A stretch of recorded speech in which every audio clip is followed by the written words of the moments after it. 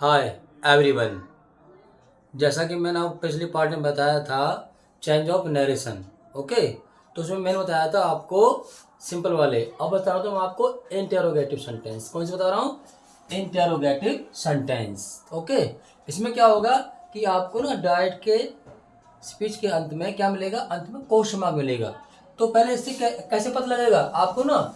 Inverted comma के बाद क्या मिलेगा? डूडेज मिलेंगे। क्या मिलेंगे? डूडेज मिलेंगे। तो आप देखो एग्जाम्पल देखो आप। He said to me inverted begin do you know Hindi. तो क्या करोगे? सेड टू को आस्क्ड में, he asked me inverted comma का क्या करना? इफ का प्रयोग। क्या करोगे? इफ यू सेकंड पर्सन है, किसके पास जाओगे? फिर से वही जो मैं तुम्हें कल बताया था ऐसे वर्क करनी हम। तो मी को करेंगे हम आई। अब ये कौन सी वर्ब आपकी? फर्स्ट फॉर्म है, तो कौन सी करनी है? Second form. क्या होगी? न्यू हिंदी। ओके, अब अगला देखो। अब मिलेगा आपको डिड। क्या मिलेगा? डिड मिलेगा। तो क्या करना? एग्जाम्पल देखो। She said to me did you want money. तो क्या करना? She asked me. क्यों किया? क्योंकि अंत में क्या मिला? क्वेश्चन मार्क मिला। तो इनवर्टेड कॉमा का क्या करना? इफ का प्रयोग। इफ कर दिया। अब फिर जाइए आप सेकंड पर्सन के पास। सेकंड पर्सन पास जाओगे तो इसे कैसे बोलते हैं? ऑब्जेक्ट के अनुसार। मी का आई हो जाएगा। और याद रखो, जहां आपको डिड मिले और क्या मिले? फर्स्ट फॉर्म मिले, तो उसको ना आपको हैड प्लस थर्ड फॉर्म बदलना। जैसे हैड वांटेड मनी। अगला देखो।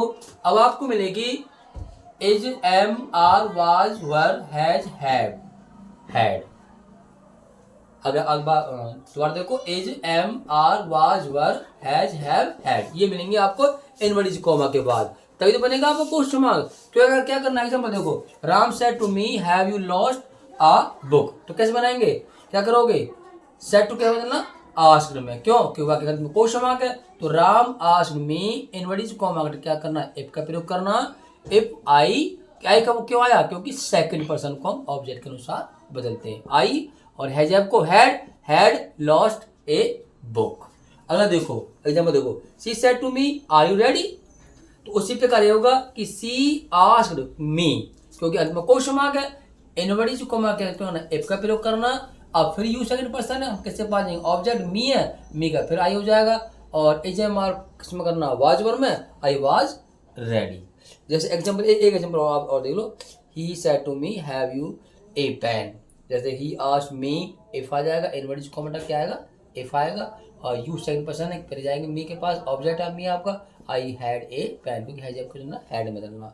और एक चीज याद रखो, नोट रखो, ध्यान रखना। यदि आपको डायरेक्ट स्पीच के वाक्य के अंत में क्वेश्चन मार्क मिले तो आप डायरेक्ट को इनडायरेक्ट स्पीच बनाते समय क्या करना? सेड टू को आस्क्ड में क्या करना? सेड टू को आस्क्ड करना, वह इफ का प्रयोग करना है। वैसे आप वेदर का प्रयोग भी कर सकते हैं, लेकिन आप इफ का प्रयोग करेंगे तो बहुत अच्छा रहेगा, क्योंकि उसकी स्पेलिंग कई बार आपसे मिस्टेक हो सकती है।